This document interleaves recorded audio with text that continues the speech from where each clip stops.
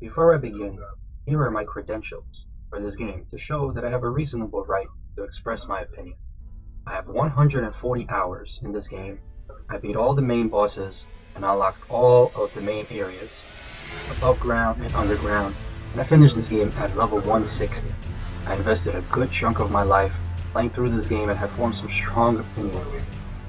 I found it very unsatisfying giving this game a single rating on my scale from awful to great, almost to the point that I wanted to make a programming style plus plus or minus minus edition to show that a game can be, for example, great minus minus, which is not quite great, but almost great. Now, as to why I'm having so much inner conflict on how to rate this game, it's simple.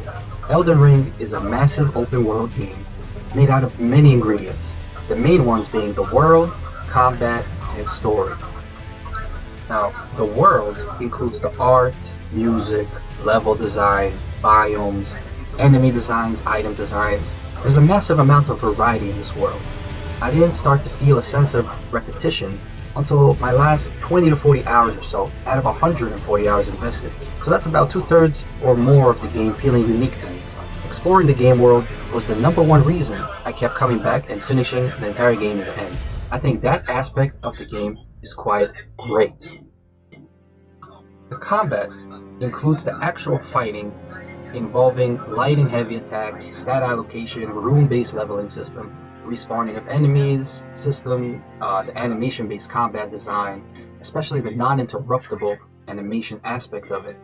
The thing with animations penetrating solid surfaces, the missing visual cues that clarify whether an attack can be jumped over, for example, the visual aspect of invulnerability with rolling, which can be seen as clipping into the enemy's weapons and or going through them entirely, the input being queued up, which sometimes causes extra rolls or extra use of potions, the hassle of upgrading each weapon that you want to try before comparing stats with your current upgraded weapon, which makes it annoying at a glance to see and try different weapons.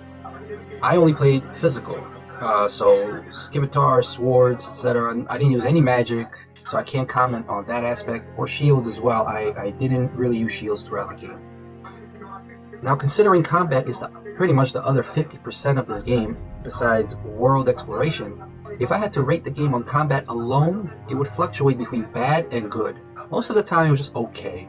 Once you have a working tactic or weapon, you just rinse and repeat literally thousands and thousands and thousands of times.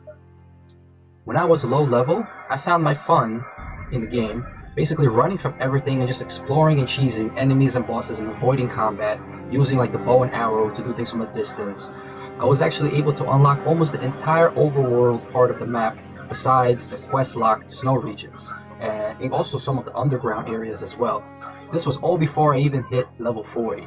I skipped all the main bosses. I didn't fight a single boss until after that. So once I leveled up past 40, I felt OP enough to engage in combat with the punishing difficulty associated with low health. And the combat wasn't bad anymore. It was rarely great though, mostly okay to moments of good. Sometimes it just clicks with the timing, with the enemy animations, and it's enjoyable. But generally, I was just kind of happy to get the kills so I could continue exploring, that was my favorite part of the game. I spent the first 40 levels or so with 2 scimitars, until eventually I got the Bloodblade Ash of War, and I used that with some bow and arrows, and then I finally got a Bloodhound Fang Greatsword, which had a great skill that involved an automatic leap back after an attack, and an optional second dash forward, using a teleport style dash for a second attack. The timing of that combo messed with the AI and often gave great openings for attack, and made it easy to avoid attacks, which worked great for most mobs, except like non-staggerable enemies and spammy giant bosses. Here's an example of me fighting Margit using the Bloodblade and the bow and arrow.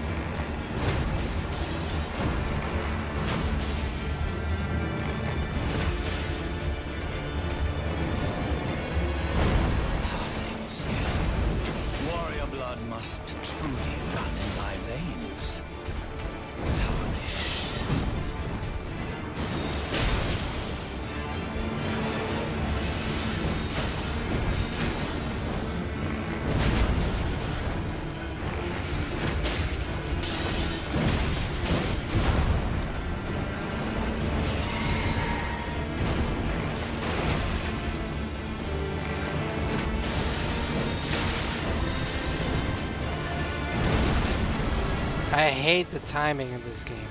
I hate it so much. It's so fake.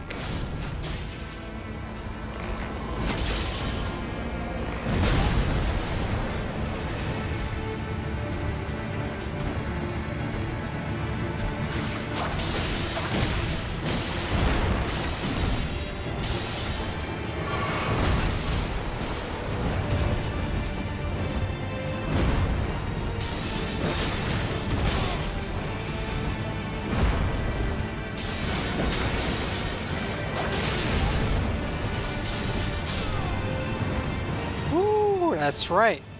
That's right, boy. That's right, boy. You got poison. That's my poison spell. That's my poison spell, boy.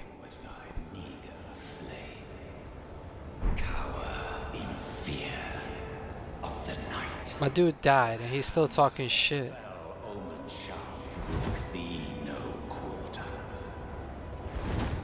And here's another clip showing off some Bloodhound Fang combat.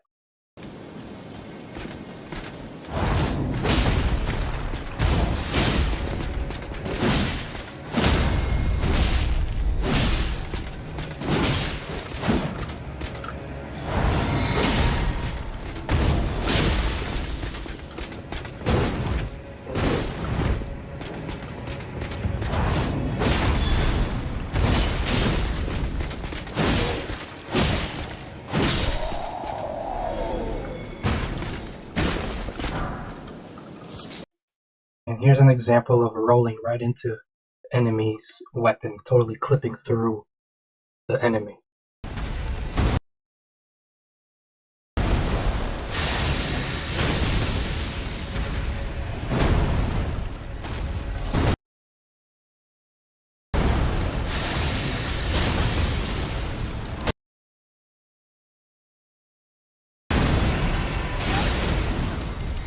And here's a clip of an enemy clipping through a stone platform staircase.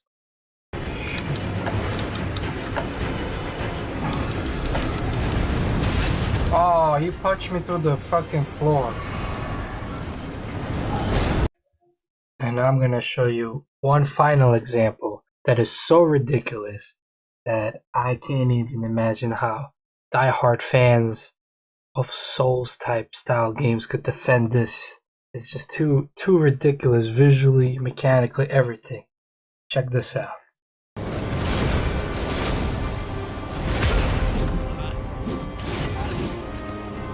That's such bullshit. That's such bullshit. The weapon goes right through her. Look at this bullshit. I can't even touch her. Look at that. I can't even touch her. That's such bullshit.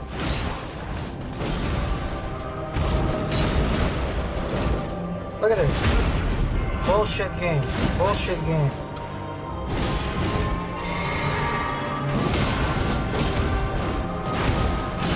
Again. And I can't touch her or anything anymore. I think the main issue with the combat is that the whole foundation is flawed. It is designed around these invulnerability frames in rolling, and therefore enemy clipping becomes acceptable and almost necessary to showcase the ability to literally roll through attacks. To me, this disconnect between the physical contact I'm seeing on screen with the intellectual understanding that rolling gives temporary invulnerability is just not a pleasant experience. It feels like a cop-out game design to avoid figuring out a more complex battle system that has no clipping. But it seems like this is the standard. I've played Demon Souls back in the day. I didn't finish it, but that's, I was there in the OG, and it was like that back then. It's just a staple of this type of genre. The story in this game is composed mainly of lore and quests. In my opinion, the way lore is handled in this game is quite interesting, and perhaps you could say it's an innovative approach in games that would be more difficult to achieve in other mediums effectively. Since you have to play the actual game, it's kind of cool actually to piece by piece start to make sense of the world piece by piece at your own pace through bits of dialogue, item descriptions, sparse cutscenes, and environmental storytelling. I would say that part is good, if not great at times, due to like the mysteriousness of it all. It's a kind of also like an exploration, except not of the physical world itself directly, but the lore aspect of it. You're really like exploring it. The quests, on the other hand, are awful, beyond bad. Instead of trying to explain why, I'm just going to bring up one example, such as the Millicent quest. In that quest, you meet an old man in a house who says, "Go to a church and find a sick girl." He gives some vague hints as to where this is, and you do find it because it's in the general area, and you're progressing in that direction anyway.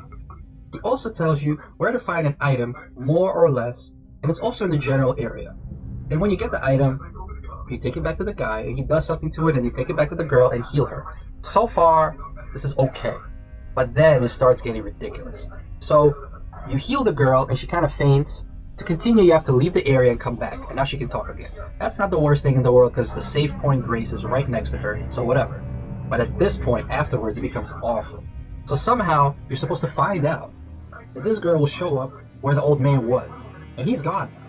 But now she's there. You're supposed to go and talk to her. Then you have to leave that place and come back again, and the old man is back there, and you gotta talk to him again. And there's no Grace directly there. You have to somehow, for some reason, be in that area 3 or 4 times, maybe 5, 6 times. Why? I don't know. Why would you? Like, for what reason would you go back? If once you completed all the stuff that's there to see. But it gets worse.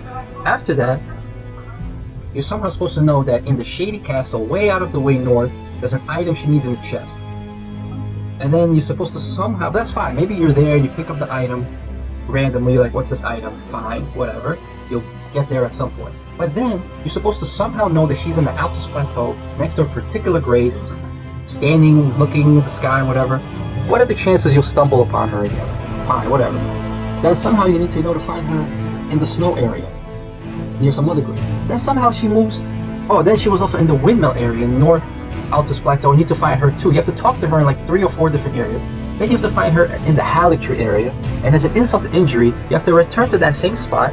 In the last place you find her 3 separate times. So you have to go to the Grace, run up this water thing, climb up the ladder, and get there 3 separate times. Kill this poor roach that's there to finally finish off with her.